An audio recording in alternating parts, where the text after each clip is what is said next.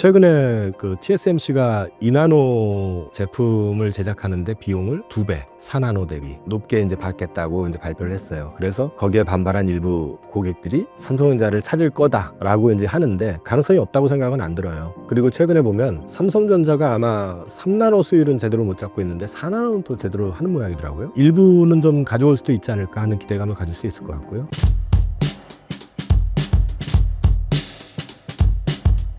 올해 국내 반도체 업황은 어떻게 전망하시나요? 증권사 리포트들을 보니까 전반적인 기조가 상저하고입니다.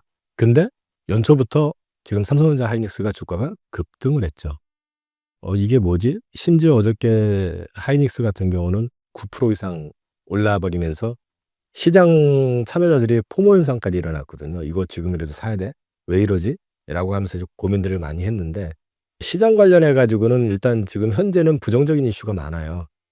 일단 저부가 레거시 같은 경우는 그 CXMT 쪽이 지금 DDR4급을 넘어서 DDR5까지도 이제 수율이 80%에 이른다. 이거는 중국 기사에서 난 거기 때문에 좀 가려야 될 필요는 있어요. 그걸 액면 대로 들으면 안 돼요. 근데 그런 부분까지 감안해서 본다 그러면 저부가 레거시 쪽은 아무래도 중국에서 계속 찍어낼 테니까 손실을 봐도 찍어내고 보조금 받아 가지고 채우는 그런 패턴이기 때문에 힘이 많이 떨어질 것 같다. 그리고 이제 H뱅 같은 경우는 지금 이제 설비 기준으로는 공급 과잉 얘기가 계속 나오고 있는 상황이고, 근데 이제 문제는 아직 수율이 지금 삼성이나 이런 쪽이 못 따라오고 있기 때문에 이쪽은 좀 유지가 되고 있고, 그다음에 이제 트렌드 포스에서 1분기 전체적으로 그 D램 가격은 한 10% 정도 빠질 거다라고 보고 있다. 이런 것들은 조금 네거티브한 얘기고요. 오늘 모건 스탠리에서 또 그 리포트가 나왔어요. 반도체의 봄 아직 아니다. 여전히 앞서 말씀드렸던 부정적인 이슈들 때문에 반도체는 아직은 조금 더 기간 조정이 필요하다는 취지로 내놨는데, 이 하반기에 좋아질 거라고 보는 시각들이 많은 게 사실이거든요. 그게 이제 그럼에도 불구하고 트럼프 행정부에서는 미국 금리 인하 추가적으로 나올 가능성, 그리고 지금 계속 얘기가 나오고 있는 게 중국이 경기 부양, 소비 부양을 대대적으로 할 것이다. 그래서 상반기에 뭐 스마트폰 교체 비용이라든지 이런 것들까지 다 지원을 해주면서 소비 수요 살아나고 하면서 이제 D램 쪽 이런 쪽 재고가 생각보다 빨리 소진이 될 거다, 이런 기대감이 있는 것 같아요. 근데 이제 개인적으로는 솔직히 저도 좀 고민스러운데 오늘도 사실 하이닉스만 보다 왔거든요, 사실. 근데 HBM 쪽을 놓고 일단 얘기를 하면 HBM은 공급 과잉 리스크는 적어도 올해는 아닌 것 같아요. 괜찮을 것 같아요.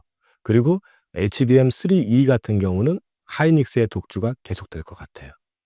근데 이제 HBM4 관련해서는 삼성전자에서도 굉장히 작심하고 지금 개발에 지금 전력을 다하고 있고, 최근에 그 원시 버전으로 칩을 재설계해서 로직 따위까지 제작하게 하고 아마 이제 생산까지 이제 들어가는 것 같은데, 그런 거를 봤을 때는 진정성은 있는데, 그럼에도 불구하고 저는 아직은 하이닉스 쪽이 HBM4로 가도 역시 마찬가지로 유리할 것 같다. 그래서 투자는 삼성전자보다는 하이닉스 쪽이 나은 것 같고, 업황은 상반기보다는 하반기가 좋은 것 같고, 상반기는 주식을 조금 사서 모아도 되는 시기, 이렇게 보고 있습니다. 미국에서 삼성전자 보조금 확정 뉴스가 나왔는데 어떻게 보시나요? 삼성이 보조금을 6조 9천억을 받게 됐는데 그게 이제 원안 대비해서 26% 정도 적게 결정이 됐는데, 금액이 중요한 게 아니고 이제 딜레마 하나는 저는 약간 좀 회의적인 것도 있어요. 뭐냐면 미국의 반도체 공장이 가서 지어진다고 했을 때 한국이나 대만에서처럼 효율성이 나올 수 있을까? 사실 지금 여기에 미국 공장, 미국 입장에선 공장을 거기다 두고 싶겠지만 캐파 자체로 놓고 보면 이제 공급 과잉이 될 수도 있는 거거든요, 이게. 그래서 저는 사실 이거 안 받는 것보다는 나은데, 어차피 짓기로 한 거라면 막상 거기서 지었을 때, 짓고 난 뒤에 이걸 운영을 할 때 삼성의 도움이 크게 될까? 이게 조금 퀘스천이거든요, 솔직히 말하는. 그래서 저는 TSMC는 진출 안 하고 삼성만 들어가는 거다 하면 또 얘기가 다르지만 어차피 다 들어가는 건데 그렇게 되면은 캐파만 또 그만큼 더 커지는 거고, 이게 기업들한테 나중에 어떻게 다가올지에 대해서는 좀 고민이 되는 건 있어요, 솔직히 말씀드리면. 과연 경제적으로 효과가 있는지에 대해서는 좀 나중에 살펴볼 문제인 것 같고요. 당장에는 안 받는 것보단 좋다, 뭐 그 정도로 말씀을 드릴 수 있을 것 같아요. 최근 브로드컴 주가가 급등한 이유가 무엇인가요? 격세지감? 뭐 그런 거 있죠. 브로드컴 하면은 그냥 와이파이하고 블루투스에 들어가는 중저가 칩 만드는 회사인데 갑자기 챗GPT 같은 AI의 데이터 처리를 돕는 그 반도체를 만들면서 부각이 됐고, 이게 이제 에이지 업체다 보니까 중요한 건 이 클라이언트가 중요한데 대형 클라우드 기업 3 곳, 이 구체적으로 구글하고 메타하고 틱톡 3 군데거든요. 여기랑 개발한다라고 발표하면서 주가가 폭등을 한 거예요, 사실은요. 물론 실적도 좋아진 거 있지만 실적을 놓고 보면은 엔비디아의 성장성보다 아직은 못해요. 그런데 급등을 했던 거는 엔비디아의 독주와 달리 이제는 말 그대로 주문형 반도체로 해 가지고 AI 가속기가 인제 바뀔 수 있는 거 아니냐. 이렇게 보면은 이쪽 시장이 얘네들이 먼저 이런 경험을 빅테크를 통해서 같이 해 나가고, 그다음에 엔비디아가 가지고 있던 자리를 갖다가 일정 부분 뺏어오면서 회사가 엄청 커질 수 있겠는데, 이런 기대감들이 좀 많이 반영이 된 것 같고요. 엔비디아 제품 같은 경우는 그 범용성에다가 그 뛰어난 성능 대신에 엄청 비싼 가격, 이거였었다고 하면, 여기는 그 자금 투여 금액이 적고 전력 소모면에서도 유리한데 모든 걸 다 잘하는 게 아니라 특정 분야를 잘하는 그런 칩을 설계하는 거기 때문에 어쩌면은 이쪽에서 성공적으로 레퍼런스를 계속 쌓아 나간다 그러면은 브로드컴이 제2의 엔비디아가 될 수 있는 거 아니냐라는 기대를 시장에서 하고 있는 것 같습니다. 엔비디아 생태계가 끝나는 거 아니냐는 얘기도 있는데 어떻게 보시나요? 일단 가속기 성장성은 계속 유지가 될 거고요. 엔비디아를 대체할 수 있는 칩은 여기저기서 지금 만들고 있다고 하지만 그 시장의 확장 속도로 봤을 때는 전체적으로 그 전체 시장이 커지는 게 더 크다.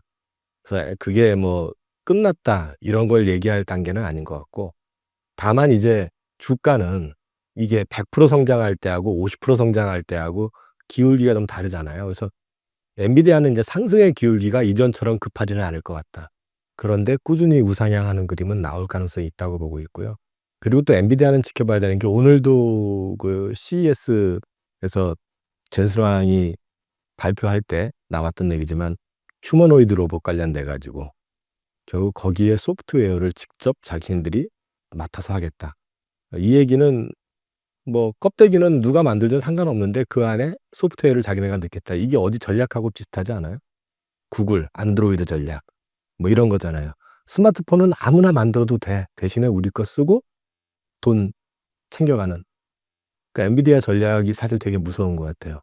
그래서 이게 만약에 성공적으로, 그리고 또 오늘 발표 자료를 보면 글로벌 그 로봇 회사들, 휴머노이드 로봇 회사들이 거의 대부분 다 들어가 있어요. 인제 보스턴 다이나믹스를 포함해 가지고. 그러기 때문에 이게 성공이 된다고 했었을 때는 휴머노이드 로봇 시장 자체가요. 아까 제가 자료를 잠깐 봤는데 2050년 되면 그게 7조 달러가 된대요. 감이 잘 안 오잖아요. 24년도 23년도 기준 했을 때 그게 한 34억 달러 정도인데요. 이게 2030년 되면 600억 달러가 넘어간답니다. 엄청 커지는 시장이잖아요. 이 시장에 소프트웨어를 자기네들이 주도를 해 나갈 거다라는 거잖아요. 된다고 하면 이거는 또 다른 포텐셜이 될 수 있는 거죠. 그래서 엔비디아 같은 경우는 이 기존의 그 AI 가속기가 이 쿠다 시스템을 통해 가지고 만들어진 거, 그 쿠다 시스템 자체의 개방성에 의해 가지고 지금 다들 유저들이 거기에 익숙해져 있기 때문에 개발자들이 그것도 전환도 어려워요. 그러니깐 AMD에서 뭘 만든다 해도 아무리 더 잘 만들었다고 해도 사람들이 그쪽으로 안 넘어가는 거거든요. 그래서 이게 엔비디아 생태계는 저는 쉽게 부러지진 않을 거다. 다만 AI 가속기만 놓고 얘기했었을 때는 상승의 기울기는 좀 완만해질 수 있다. 근데 엔비디아는 그걸 넘어서는 인제 휴머노이드 쪽으로 해 가지고 또 한 번의 기회를 가져갈 것 같다. 고렇게 말씀드릴 수 있을 것 같습니다. 제2의 엔비디아는 어떤 기업이 될 것으로 보시나요? 제2의 엔비디아, 이게 참 어려운데, 시장을 대체한다는 측면보다는요, 지금 당장에는 주가 측면에서 엔비디아의 상승을 잇는다는 그런 맥락에서 얘기한다 그러면은, 그나마 지금 여전히 시장에서 주목받고 있는 거는 대체 칩 그 에이지 업체인 브로드컴 얘기를 좀 계속들 하고 있죠. 지난 3분기 실적 발표 났을 때도 보면은 성장률이 매출액이 51% 성장했고 순이익은 23% 성장했는데, 사실 이거 굳이 비교를 하면요. 굳이 비교를 하면은 엔비디아보다 못해요, 성장률 자체는. 엔비디아가 많이 꺾였는데도 불구하고 못 하거든요. 그런데 이쪽에 첫 발을 내딛어 가지고 시장을 지금 키우고 있는 상황이기 때문에 그 기대감을 상당히 많이 받을 수 있다. 그리고 인제 이쪽에서 지금 주목하고 있는 거는 그 메타와 구글하고 협업할 때 오픈 소스 소프트웨어인 카탈로그인을 인제 빗남이 뭐 하여튼 빗남이 뭐 이런 거를 출시를 했다고 하는데, 이게 쿠다에 비할 바는 아니지만 이런 인제 오픈 소스 소프트웨어를 갖다가 이제 출시를 해 가지고 이걸 통해 가지고 좀 확장을 하려고 하는 그런 움직임도 좀 보여주고 있기 때문에 브로드컴 같은 경우는 나중에 인제 에이직 그 확산과 더불어가 좀 지켜보실 만할 것 같아요. 올해 글로벌 반도체 업황은 어떻게 전망하시나요? 일단 AI 쪽의 성장은 담보가 된 거 아닌가 싶습니다. 당장에 엔비디아도 계속해 가지고 지금 칩 수요에 대해서 자신감을 보여주고 있는데, 최근에 기사를 보시면 테슬라에서도 삼성이랑 하이닉스에다가 그 HBM 관련해 가지고 그 테스트 요청이 들어왔어요. 거기도 지금 자사 이제 그 컴퓨팅에 직접 HBM을 갖다 장착하는 거를 지금 검토한다고 그랬고, 또 하나 인제 에이직 업체, 중형 반도체 업체하고 협력 가능성도 계속해서 커지기 때문에 이게 결국에는 파운드리 시장을 또 키울 수 있다라는 측면도 있었을 것 같고, 이런 맥락을 이제 종합적으로 말씀드리면 레거시 쪽보다는 HBM 시장이 아무래도 성장을 계속하지 않겠느냐 이제 볼 수 있는 것 같고요. 파운드리 같은 경우는 이제 사실은 가격과 가성비의 전쟁이라고 써 놨는데, 최근에 그 TSMC가 2나노 인제 제품을 제작하는데 비용을 2배 4나노 대비 높게 인제 받겠다고 인제 발표를 했어요. 그래서 거기에 반발한 일부 고객들이 "삼성전자를 찾을 거다." 찾는다가 아니라 "거다."라고 인제 하는데, 가능성이 없다고 생각은 안 들어요. 그리고 최근에 보면 삼성전자가 아마 3나노 수율은 제대로 못 잡고 있는데 4나노는 또 제대로 하는 모양이더라고요.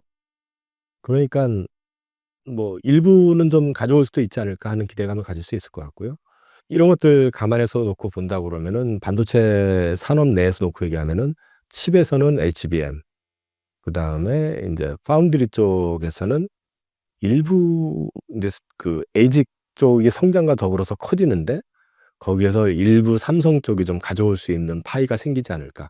최근에 제가 봤던 자료에는 4나노가 수율이 한 60-70% 까지 올라왔다고 하니까 적어도 그쪽으로는 좀 고객을 좀 확보할 수도 있지 않을까 하는 기대는 가질 수 있을 것 같습니다.